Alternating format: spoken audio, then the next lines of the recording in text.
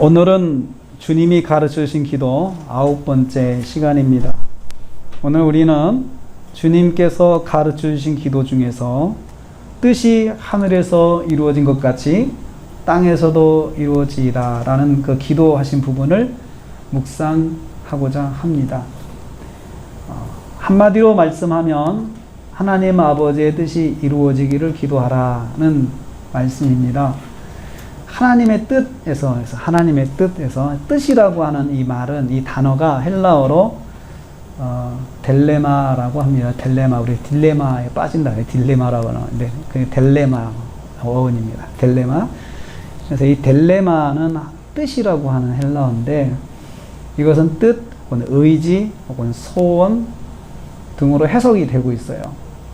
오늘 우리가 추가적으로 읽은 이 말씀에서 아버지의 원대로 하옵소서, 나의 원대로 마옵시고 아버지의 원대로 하옵소서. 여기서 아버지의 원, 나의 원, 이 헬라어가 델레마입니다. 그래서 나의 델레마가 아니고 하나님의 델레마로 행하시옵소서, 이렇게 하는 거죠. 오늘 예수님께서 우리에게 가르쳐 주신 기도의 내용은 아버지의 뜻이 이 땅에서도 이루어지기를 바랍니다, 이렇게 기도를 하신 거예요. 그래서 하나님의 뜻, 하나님의 계획, 또 하나님이 바라시는 바가 이 땅에서 이루어지기를 기도하라는 것입니다. 우리의 기도의 내용 중에서 하나님의 뜻이 이 땅에서 이루어지기를 원합니다, 이렇게 기도해야 한다는 거죠. 그러면 궁금한 게, 이 땅에서 이루어져야 할 하나님의 뜻은 무엇일까요? 그러니까 하나님의 뜻, 하나님의 딜레마가 뭘까요? 이 땅에서 이루어져야 할 하나님의 계획은 무엇입니까? 또 이 땅에서 이루어져야 할 하나님께서 바라시는 것은 무엇입니까? 다 같은 질문입니다. 왜냐하면 이 딜레마라는 헬라어로 공유하고 있으니까 다 같은 질문이죠. 우리는 이 질문에 대한 답을 성경에서 찾아야 됩니다. 성경에서 찾아야 됩니다. 그것은 바로 인류를 향한 하나님의 구원 계획입니다. 성경의 대주제입니다. 하나님의 구원 계획. 그래서 하나님의 디자인이라고도 합니다. God's design.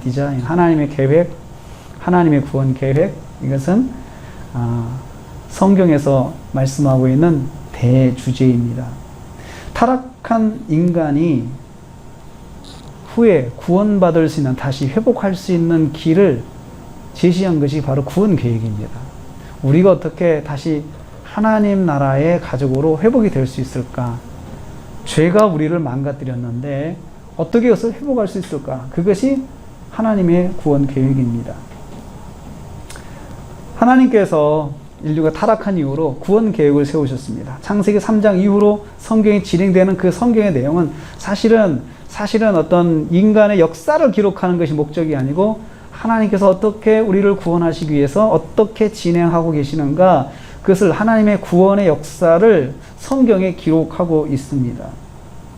구약은 우리의 구원을 위해서 오실 구원자 메시아에 대한 예고입니다. 그래서 Old Testament 약속이죠. 하나님의 오래전의 약속, 옛날의 약속, 그것이 구약이고, 그것은 메시아가 오셔서 우리를 구원하실 것이다 라는 것을 주제로 하는 것이 구약이고, 신약의 말씀은 그 메시아가 오셔서 우리를 위해서 구원의 사역을 이렇게 하셨다, 이게 신약의 말씀입니다. 그래서 새로운 약속, 그리고 왜 새로운 약속이냐, 구약의 이 약속이 성취되었고, 그리고 앞으로 이 구원의 역사가 어떻게 이루어질까를 또 말씀하고 있기 때문에 새로운 약속, 그리고 이어지는 약속을 말씀하고 있습니다.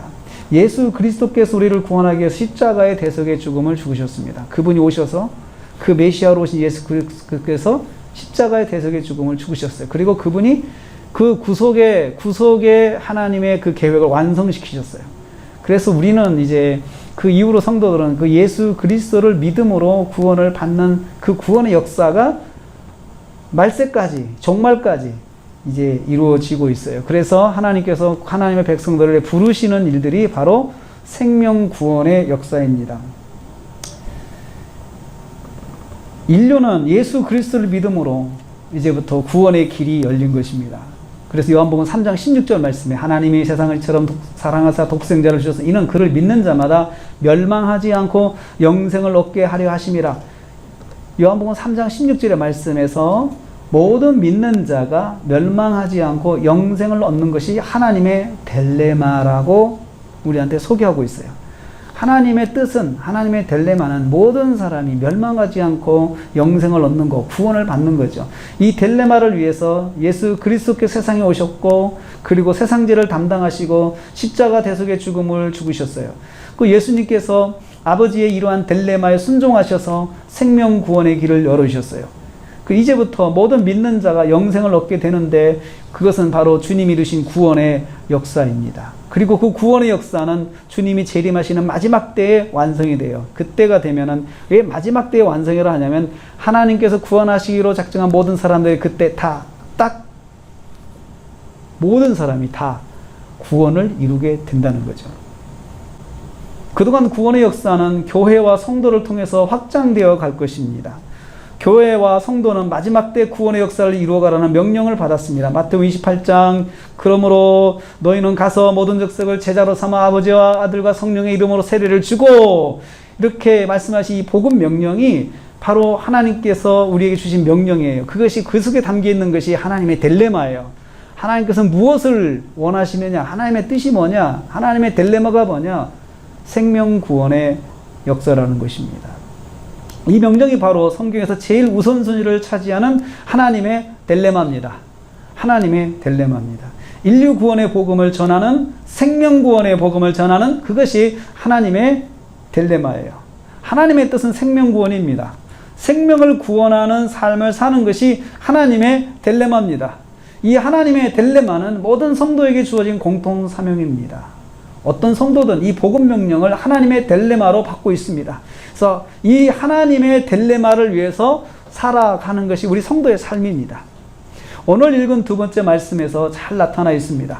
예수님께서 겟세마네 동산에서 마지막 기도를 드리는 장면인데 이 십자가를 지시기 전날 밤의 모습입니다. 주님은 생명 구원의 역사를 위해 십자가의 대속의 죽음을 죽어야 하는 것을 아셨어요. 그래서 예수님을 향한 하나님의 딜레마가 그거라는 걸 아셨습니다. 그러나 그것은 쉬운 일이 아니었어요. 말로 표현할 수 없는 고난의 길임을 아셨습니다. 예수님의 고통스러운 심정이 그 기도 속에 잘 나타나 있습니다. 이 말씀에서 예수님의 딜레마와 하나님의 딜레마가 충돌하고 있어요. 예수님 자신의 딜레마가 있었고 하나님께서 주신 딜레마가 있었어요. 이것이 충돌하고 있어요. 아버지여, 만일 할만하시거든 이 잔을 내게서 지나가게 하옵소서. 그리고 나의 원대로 마시옵고 아버지 원대로 하옵소서. 가능하시면 이 잔을 내게서 지나가게 해달라고 하셨습니다. 예수님의 솔직한 마음이 담겨 있습니다. 고통스러운 길이기 때문입니다. 사람은 누구나 고통을 피하고자 하는 딜레마를 가지고 있습니다. 자신에게 좋은 것은 취하고 해로운 것은 피하고자 하는 다 그런 딜레마를 가지고 있습니다. 예수님도 그러셨습니다. 그러나 예수님은 하나님의 딜레마를 더 앞서 세우셨습니다. 그러나 나의 원대로 마시고, 그러나 나의 딜레마대로 하지 마시고 아버지의 딜레마대로 하옵소서. 예수님께서 나의 딜레마를 누르고 하나님 아버지의 딜레마를 선택하셨습니다. 저는 이 말씀을 보면서 예수님께서 아주 쿨하게 처음부터 아버지의 딜레마를 선택하지 않으셨다는 점에 주목했어요. 여러분, 예수님도 쿨하게 하나님의 딜레마 선택하지 못하셨어요. 왜요? 고통이 있으니까요. 그 예수님도 인성을 가지고 계시기 때문에 우리하고 똑같은 심정이에요. 쉬운 게 아니잖아요. 아버지의 딜레마를 선택하기까지 잠깐의 프로세스가 있었어요. 잠깐의 과정이 필요했어요. 인성을 가지신 예수님께서 우리에게 인성의 모습을 보여주셨어요. 나의 딜레마가 아직도 남아서 예수님의 마음을 힘들게 하였다는 것입니다. 고난과 고통 때문에 그렇습니다. 우리가 왜 내 뜻대로 하려고 그럽니까? 내가 좋으니까요. 우리 사람들은 뜻대로 안 되면 고통을 받습니다. 뜻대로 안 되면 스트레스 받습니다. 뜻대로 안 되면 사람이 병이 납니다. 정말 격한 사람은 죽어요. 그렇잖아요. 그만큼 내 딜레마가 정말 중요한 것이 인간이에요. 만약에 사람이 자기 딜레마가 없다면 사람이 아니죠. 어떻게 자기 의지가 없이 삶을 살 수가 있습니까? 그런데 예수를 믿는 것은 나의 딜레마가 꺾이고 하나님의 딜레마를 선택하고 사는 것을 예수 믿는 것이다 라고 이야기를 합니다. 인성을 가진 예수님께서도 우리에게 인성의 모습을 잠깐 보여주셨습니다. 나의 딜레마가 아직도 살아계셔서 안 되면 안 하면 안 될까요? 라고 하나님께 그렇게 말씀하셨어요. 우리는 이 과정을 통해서 성령께서 우리에게 주시는 말씀이 있습니다. 모든 사람은 처음부터 하나님의 딜레마를 선택할 수 없다는 점입니다.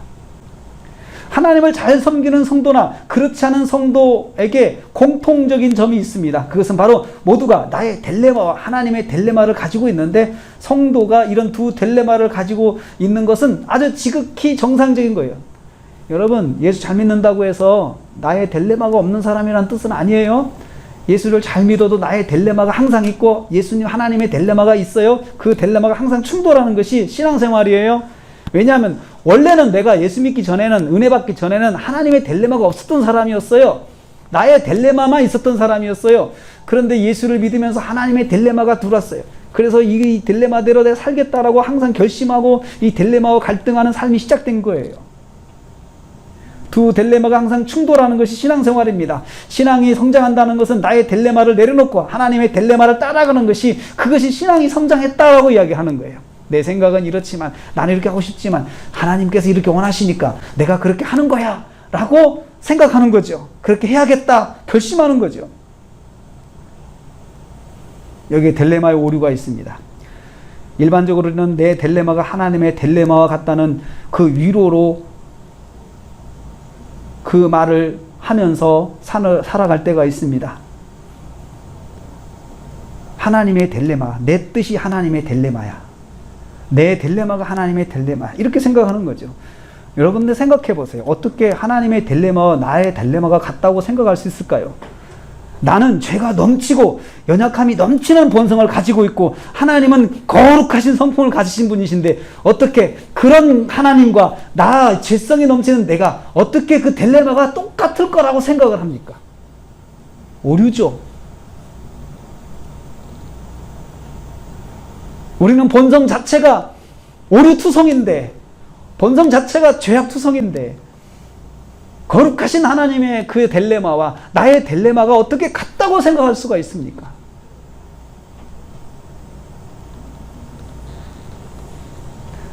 양자의 딜레마가 같으려면 수준이 같아야 돼요. 여러분, 수준이 같아야 양자의 딜레마가 똑같지 않습니까? 수준이 떨어진다 그러면 생각이 틀리다는 거잖아요.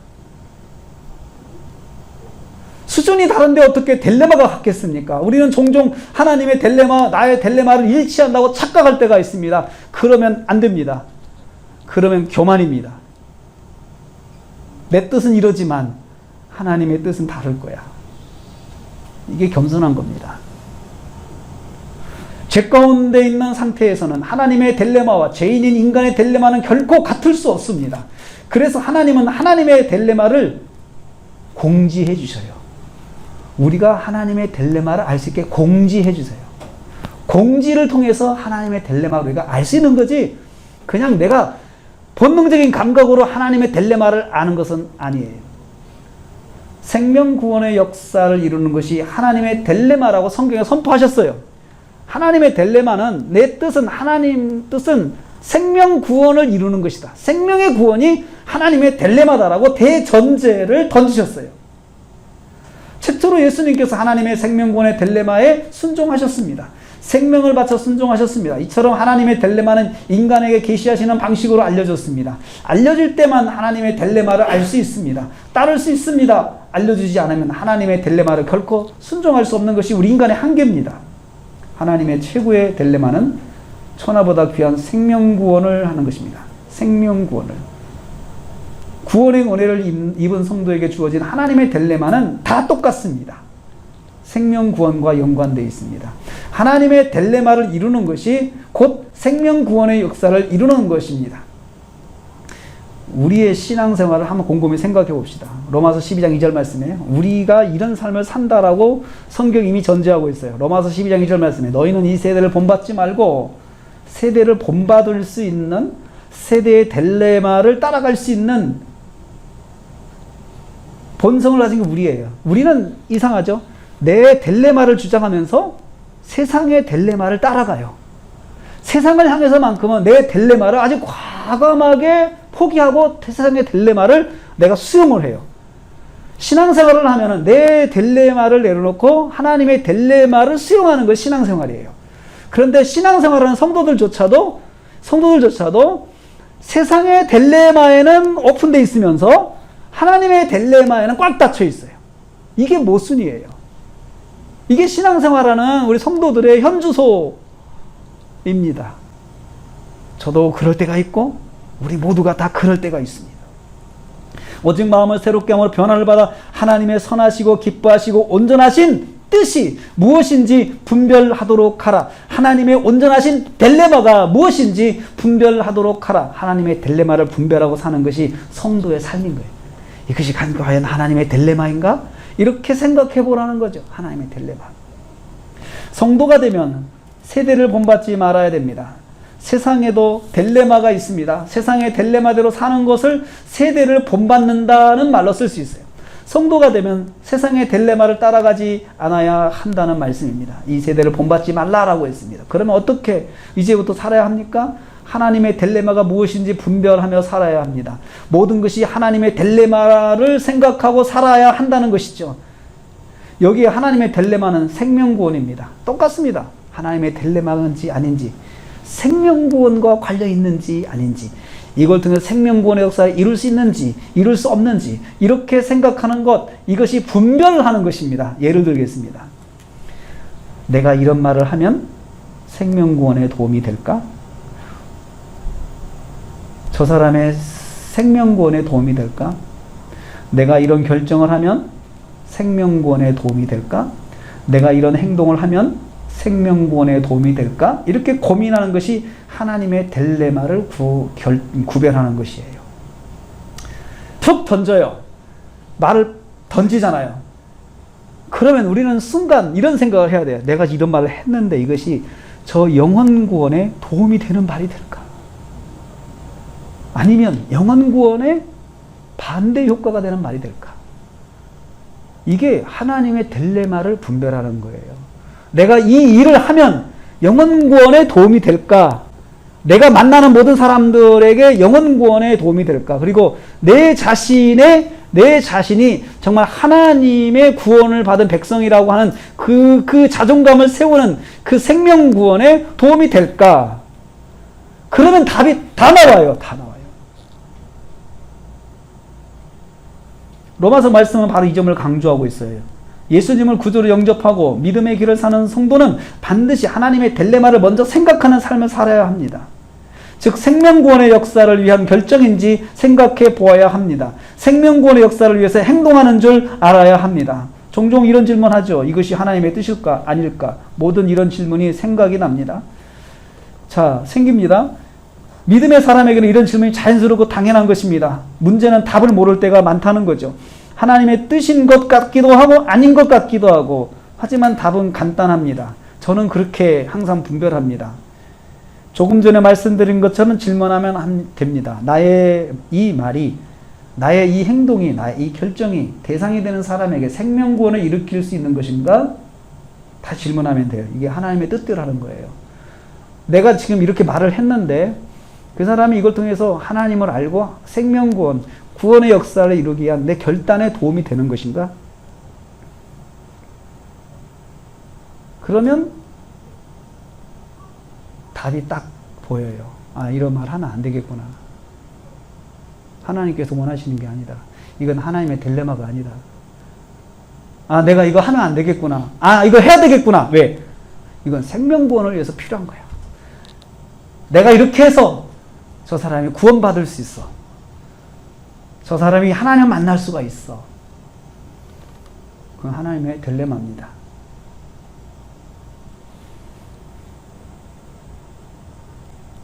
그러면 말 한마디가 하나님의 뜻대로 하는 말이 될 것입니다. 하나님의 뜻대로 말한다고 해서 여러분 성경 구절을 줄줄이 암송한다고 해서 하나님의 말을 하는 것은 아니에요.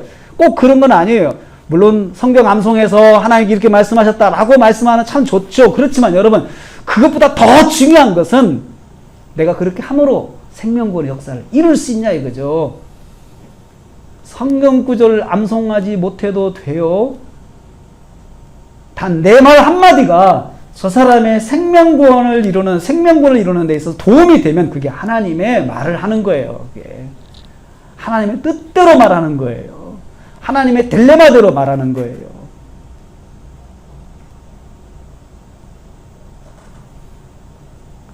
생명구원을 위해서 하는 말은 다 하나님의 뜻대로 하는 말입니다.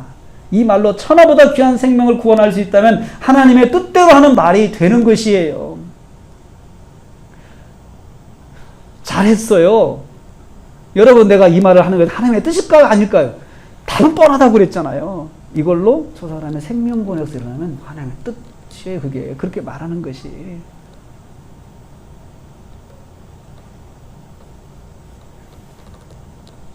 우리가 말할 때 내 딜레마대로 말하는 것과 하나님의 딜레마로 말하는 것이 있습니다. 그 두 갈래의 길이 있어요. 어떻게 하면 나의 딜레마대로 말하는 것입니까? 내 의지대로, 내 판단이 주가 되는 것입니다. 내 유익만 구하는 말을 하는 것입니다. 이기적인 말을 하는 것입니다. 정욕적인 말을 하는 것입니다. 욕하는 말을 하는 것입니다. 생각나는 대로 말하는 것입니다. 이것이 바로 나의 딜레마를 세우는 말입니다. 사람들은 그렇게 말하면 후련하다고 이야기를 합니다. 왜요? 내 뜻대로 다 했으니까. 내 딜레마대로 다 했으니까. 그러나 하나님의 딜레마를 세우는 말을 하는 길이 또 있습니다. 하나님의 말씀을 가이드 삼아서 말하는 것입니다. 이 말을 통해서 생명구원의 역사를 이룰 수 있도록 말하는 것입니다. 성경은 감사가 하나님의 딜레마라고 말씀하고 있어요. 데살로니가 5장 18절 말씀에 범사에 감사하라. 이것이 그리스도 예수 안에서 너희를 향하신 하나님의 뜻이니라. 하나님의 딜레마라. 이렇게 말씀하셨어요. 하나님의 딜레마는 범사에 감사하는 것이라고 했습니다. 생명구원의 역사를 이루는 하나님의 딜레마라는 뜻이죠. 무슨 일을 만났을 때, 자, 감사가 왜 하나님의 딜레마일까? 감사를 통해서 생명구원의 역사를 이루는 길이 있기 때문에 하나님의 딜레마라는 거예요, 그것이.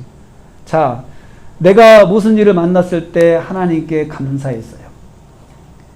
그런데 여러분, 이 감사가 하나님의 은혜를 입은 자들에게는 당연한 거잖아요. 그러면 내가 감사를 하면서, 아, 내가 정말 하나님 은혜 감사하다. 다시 하나님의 은혜를 구원의 은혜를 입었다는 사실을 리마인드 하게 돼서 생명구원의 역사를 내가 다시 더 강화시키는 거죠. 그래서 이것이 하나님의 딜레마예요. 또 다른 사람이 내가 하나님 앞에 내가 감사하는 삶을 살 때 또 다른 사람은 그걸 통해서 저 사람은 정말 어떻게 저런 감사가 나올까 보니까 하나님을 믿어. 하나님 믿는 사람이야. 예수님 믿는 사람이야. 역시 예수님 믿는 사람은 좀 다른 것 같아. 그걸 통해서 나도 참 하나님이 어떤 분인가 궁금하다. 예수님 어떤 분인가 궁금하다. 나도 좀 예수 믿고 싶다라는 생각을 하게 되는 것. 그 생각까지 이르게 되도록 하는 것이 바로 나의 감사라면 그것을 통해서 생명구원의 역사를 이룬 거예요. 그래서 감사가 하나님의 딜레마예요. 생명구원의 역사는 하나님의 딜레마예요. 예수님께서 감난산 교회에서 하나님의 딜레마를 선택하여 생명구원의 역사를 이루신 것처럼 우리가 범사에 감사하는 것은 생명구원의 역사를 원하시는 하나님의 딜레마를 따르는 것입니다. 하나님의 딜레마를 따라가는 것이 그것이 감사예요. 우리의 생활 속에서 감사하는 거. 하나님의 딜레마를 따르는 거예요. 감사는 단순한 어떤 내 말의 립 서비스가 아니에요. 이것이 생명구원의 역사를 이루는 것이에요. 그래서 하나님의 딜레마라고 말씀하는 거예요. 사랑하는 성도님들, 오늘 예수님께서 우리에게 하나님의 뜻이 이루어지다라고 기도하라 하셨습니다. 이 기도는 우리가 이 기도대로 살 것을 말씀하신 것입니다. 예수님께서 우리에게 원하시는 것은 무엇입니까? 우리가 하나님의 딜레마를 이루기 위해서 사는 것입니다. 우리도 하나님의 딜레마를 선택하고 사는 거죠. 바로 생명구원의 역사를 이루는 삶을 사는 것입니다. 하나님의 딜레마는 뭐죠? 생명구원의 역사를 이루는 거예요. 구원받은 성도 한 사람 한 사람도 빠짐없이 하나님의 딜레마를 쫓는 삶을 살아야 합니다. 천하보다 귀한 생명을 구원하라는 생명구원의 딜레마를 위해서 살아야 합니다. 바로 이것이 오늘 주기도문대로 기도하고 사는 것입니다.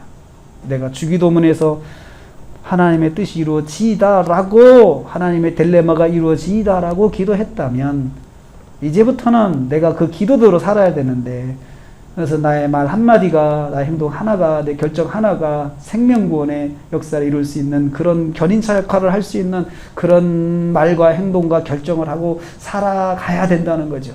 그렇게 살아가야 우리가 기도하는 것이, 저 사람은 기도하면서 저렇게 잘 기도한 대로 살려고 노력해 라고 그런 소리를 들을 수가 있는 거죠.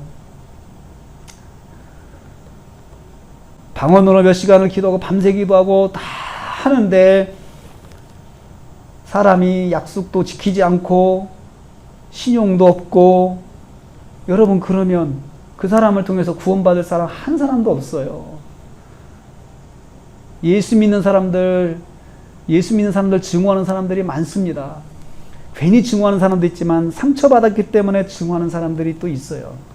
그 사람은 절대로 하나님 나라를 받아들이지 않아요. 나 때문에. 그러면 나는 생명 구원을 막은 사람이 되는 거예요. 세상의 딜레마를 따라가지 마십시오. 하나님의 생명 구원의 딜레마를 따라가십시오. 나의 말과 행동을 통해서 생명 구원의 역사가 일어나게 하십시오. 그것이 바로 하나님의 딜레마를 이 땅에서 이루는 것입니다. 바로 복음의 확장을 이루는 삶을 사는 것입니다. 우리 한번 따라 하시기 바랍니다.